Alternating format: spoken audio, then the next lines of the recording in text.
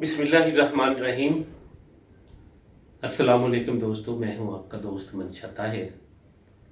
The talent international में खुशामदीद। समुंदर पार मुल्क से बाहर रहने वाले ओवरसीज़ अपने घर, ख़ानदान और मुल्क के लिए कुर्बानी देते हैं और अपने ख़ानदान, अपने बहन भाइयों और अपने घर को तरक्की देने के लिए अपना तन, मन, धन लगा देते हैं।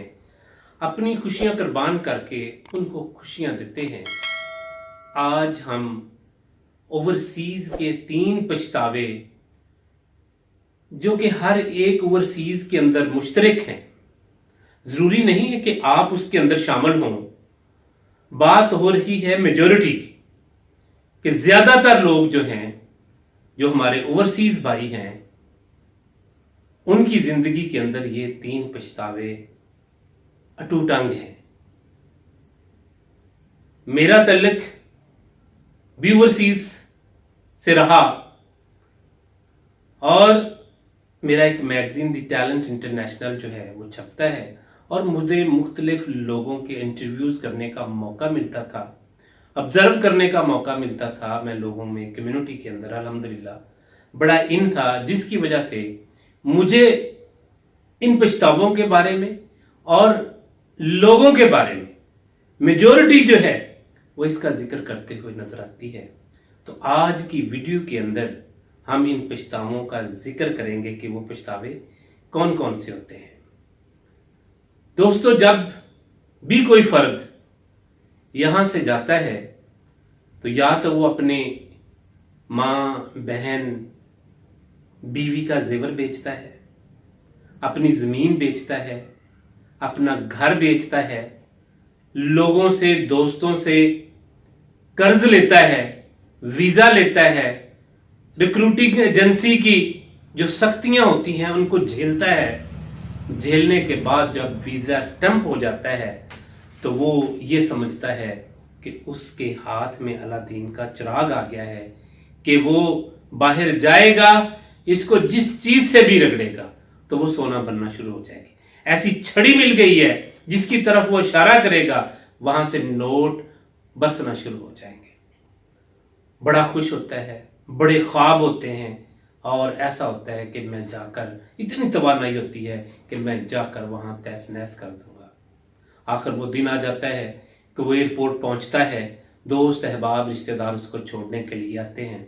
बड़े जोश में होता है, बड़े उसके अंदर जो है, उसके चेहरे पर रंग, नूर, हुस्न दमकता हुआ चेहरा होता है और उसके अंदर ऐसी तवानाई होती है, ऐसा जो है उसके अंदर इत्मीनान होता है कि वो कहता है कि मैं इंशाअल्लाह ताला वहां जा रहा हूं। उसकी उमंगें जवान होती हैं, उसका खून के अंदर वलवला होता है। यहां से एयरपोर्ट से इंटर होता है, इंटर होने के बाद उसको बोर्डिंग पास मिलता है। बोर्डिंग पास लेकर जब वो जहाज के अंदर बैठता है, लोगों से मिलता है, उसकी गुफ्तगू होती है, तो उसका अपना ही एक अंदाज होता है। वो ये समझ रहा होता है कि उसके हाथ में तो माशाल्लाह दुनिया जहान की ताकत आ गई, कुव्वत आ गई है। मैं जब वहां जाकर सब कुछ मेरे कदमों में होगा। जब वो दूसरे ममालिक, जिस मुल्क में भी जा रहा है, वो इंग्लैंड जा रहा है, अमेरिका जा रहा है, कनाडा जा रहा है, सऊदी अरब जा रहा है, अरब अमारात जा रहा है, दुनिया के किसी भी मुल्क में जा रहा है, तो जब वो वहां एयरपोर्ट पर उतरता है, उतरने के बाद वहां के रूल एंड रेगुलेशन देखता है और फिर उसके बाद वहां उसका वीजा जो है वो स्टैंप हो जाता है, उसको जो है वहां से एंट्री उसकी हो जाती है। तो सबसे पहली जो उसको मुश्किल पेश आती है वो ये कि उसको लेने के लिए आने वाला कोई नहीं होता। अब उसको पता नहीं होता कि उसने कहाँ जाना है। उसको सबसे पहले लैंग्वेज का मसला होता है, लैंग्वेज का मसला दूर होता है, आखिरकार ये कर करा के वो अपनी मंजिल तक पहुंच जाता है। तो वहां पर जाकर सबसे पहली मुश्किल जो होती है कि उसने रहना कहाँ है, खाना कहाँ से, पीना कहाँ से, ये भी मामलात हो जाते हैं। क्योंकि अगर हम इन सबको डिस्कस करेंगे तो ये वीडियो बहुत ज्यादा लंबी हो जाएगी, तो मैं नहीं चाहता, मैं शॉर्ट में आपको बता रहा हूँ। उसके बाद क्या होता है कि वो उसी वक्त उसको जो है ना वो पछताना एक तो शुरू हो जाता है कि यार मैं क्यों आया, मैंने क्यों ये अपना सारा नुकसान किया। ये पछतावा उसका जो है ये एक आर्जी पछतावा होता है। उसके बाद उसको जॉब मिल जाती है, वो किसी जगह मजदूरी करना शुरू हो जाता है, या उसको अपना छोटा मोटा वो बिजनेस जो है वो शुरू कर लेता है, तो उसका जो है वो वहाँ की रूटीन शुरू हो जाती है। लेकिन वहाँ पर खुद खाना बनाना पड़ता है, खुद कपड़े धोने पड़ते हैं, खुद जो है वॉशरूम धोना पड़ता है, खुद जो है किचन की सफाई करनी पड़ती है। अपनी मर्जी से आप कुछ नहीं कर सकते। मुख्तलिफ नेशनलिटीज़ के लोगों में आपको रहना पड़ता है, अलग-अलग मेंटेलिटीज़ होती हैं, सबको आपको बर्दाश्त करना पड़ता है। तो ये काम शुरू होता है आपका दिन रात इसके अंदर जुट जाते हैं, कोल्लू का बैल बन जाते हैं, घर वालों की ऑफरें शुरू हो जाती हैं, घर आप डॉलर दिरहम रियाल भेजना शुरू कर देते हैं। उनके जो है अंदाज ही बदल जाते हैं। जहां वो साइकिल पर होते थे उनके पास मोटरसाइकिल, मोटरसाइकिल से गाड़ी, बंगला, घर, आसाइशें, आईफोन, आईपॉड, यानी हर वो आसाइश उनके हाथ में आ जाती है। और आप वहां क्या कर रहे होते हैं? आप अपनी जिंदगी की जंग लड़ रहे होते हैं। आपके लिए पैनाडॉल हर बीमारी का इलाज होता है।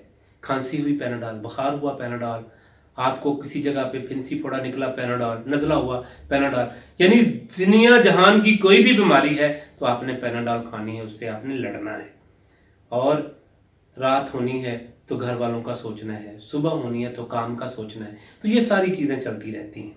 चलने के बाद आपने दिन महीनों में, महीने सालों में, और जो आप 2 साल के लिए आए हो तो आपको 20 साल या 30 साल हो जाते हैं।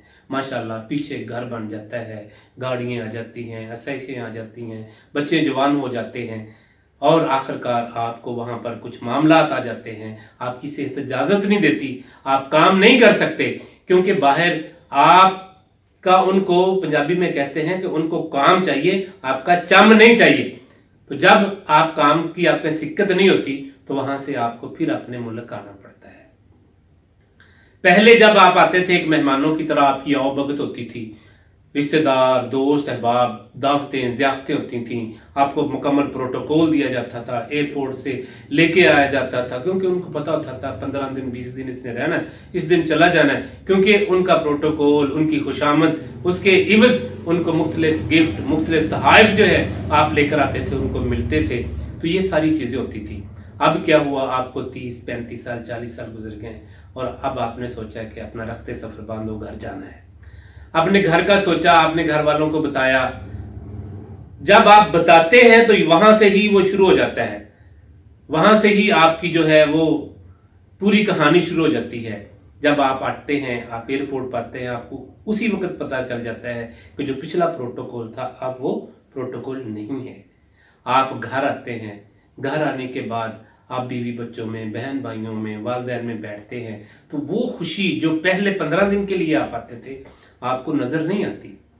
थोड़े दिन रहते हैं, बात होती है कि भाई मैं अपना सारा कुछ छोड़ छाड़ आया हूँ, बस अब यहाँ रहना है। तो सबसे पहली बात यह है कि आपके बच्चे जवान हो चुके होते हैं। जब बच्चे जवान होते हैं तो आपस में इकट्ठे रहना जो है वो बड़ा मुश्किल और महाल होता है। तो पहली जो चीज शुरू होती है तो आप अपने भाइयों से, अपने वालिदैन से ये करते हैं कि जी ये जो मैंने पूरे 30 सालों में कमाया है सारा कुछ अब मेरा है, तो मैंने क्योंकि आप लोगों को बना कर दिया है, तो ये चीज़ है कि मेरे लिए जो है ना ये घर आप खाली कर दें, आप दूसरे घर में चले जाएं। तो आपको पहला पछतावा शुरू हो जाता है। वो कहते हैं कि कौन सा घर, कौन सा घर, कौन सा फार्म हाउस, कौन सा बिजनेस, कौन सी रिक्रूटिंग एजेंसी, कौन सी वो चीजें, तुम्हारा तो कुछ भी नहीं है, तुम्हारे बच्चे नहीं हमने पाले। तो जब ये बंदा सुनता है तो बंदे को शौक होता है, बंदे को दिन के अंदर तारे नजर आ जाते हैं। और मैंने 30 साल 35 साल अपनी जिंदगी के गोल्डन डेज सैक्रिफाइस किया और इन लोगों को, इनकी आसाइश का ख्याल रखा, इनकी जरूरतों का ख्याल रखा। मैंने इनको घर बना कर दिया, इनको गाड़ी लेके दी। इनका, मेरी माँ कहती थी कि शरीकों में हमने रहना है, तो शरीका क्या कहेगा, ट्रैक्टर लेके खड़ा करके रखा, लेकिन उसका कोई यूज नहीं था, लेकिन सिर्फ दिखावे के लिए मैंने अपनी माँ, अपने बाप का कहना माना। जमीन लेकर दी, 15 एकड़, 20 एकड़, मुरब्बा, 2 मुरब्बे, ये चलता रहा। फार्म हाउस बना दिए, उनको बिजनेस करवा दिए, और उसके बाद जो है रिक्रूटिंग एजेंसियां बना ली, बड़े बड़े शादी हॉल बना लिए, प्लॉट ले लिए। ये सारा कुछ करने के बाद आप कहते हैं कि यार ना ये तो मैं मेहनत करता रहा हूं, मेरा होने तो आपका क्या है, आपका क्या है भाई? आपका तो वही जो वालदैन का 3 मरले का घर है उसके अंदर आपको 1 मरला या 1.5 मरला आता है, वो आप लें अपना हिस्सा, बाकी तो कुछ नहीं है। अब तुम मेहनत करते रहे तो हम पीछे तुम्हारे बच्चों को पालते रहे हैं, तो ये घर भी हमारा है, ये बंगला भी हमारा है, ये गाड़ी भी हमारी है, ये सब कुछ हमारा है। आपका क्या है? यहाँ पे कुछ नहीं है आपका। तो उस वक्त बंदा पछताता है कि काश कि जब ये चीजें बन रही थी तो मैं इनकी रजिस्ट्री, इनका इंतकाल, इनके मालिकाना हकूक अपने नाम पे रखता, अपने बीवी बच्चों के नाम पे करता। तो उस वक्त क्योंकि हाथ से वो वक्त निकल चुका होता है, सिर्फ और सिर्फ पछतावा बाकी रह जाता है। और ये पछतावा जो है 95% मेरे ओवरसीज भाइयों के साथ है। अगर नहीं है तो वो मुझे फोन करके मुझे पकड़ सकते हैं अगर मैं झूठ बोल रहा हूं, क्योंकि मेजोरिटी को 5% खुशहाल होंगे, 95% लोगों के साथ यही मसाइल हैं, यही पछतावे हैं। तो दोस्तों, अब जो वीडियो देख रहे हैं, जो बाहर दोस्त हैं, इसको ये ना समझना कि मैं आपकी जिंदगी के अंदर कोई जो है ऐसी ये बातें करके कोई आपकी जिंदगी के अंदर मैं कोई दरार डालना चाहता हूं, आपका जो खानदानी निजाम है उसके अंदर जो दरार डालता नहीं। मैं आपको मेजोरिटी का बता रहा हूं कि मेजोरिटी के साथ ये हो रहा है।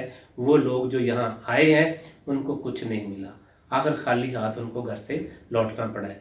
तो आप अब वहाँ मौजूद हैं, आप सारा कुछ कर रहे हैं, तो खुदा के लिए अगर जो कुछ बना रहे हैं तो कुछ ना कुछ जो है अपने नाम, अपनी बीवी के नाम, अपने बच्चों के नाम जरूर करवाएं, ताकि आपको यहाँ आकर पछताना ना पड़े। तो ये था पहला।